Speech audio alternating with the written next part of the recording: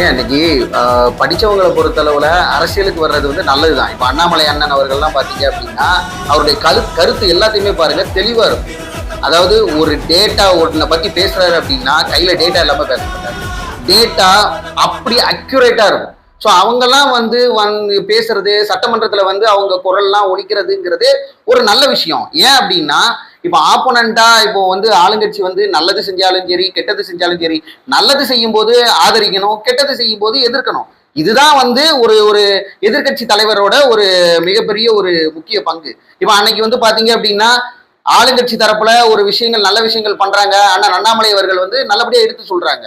So இன்னைக்கு அந்த பரந்தூர் விமான நிலையம் பத்தி பேசுறாங்க, அது கைவிடப்படுத்துங்க. சரி, கைவிடப்பட்டீங்களா, ரைட்டு. அந்த கையகப்படுத்தின நிலத்தை நீங்க என்ன பண்ண போறீங்க, இதை கொஸ்டின் ரைஸ் பண்றாங்க. ஸோ இது ஒரு ஆரோக்கியமான அரசியலுக்கு இது ஒரு மிகப்பெரிய ஒரு உதாரணம்.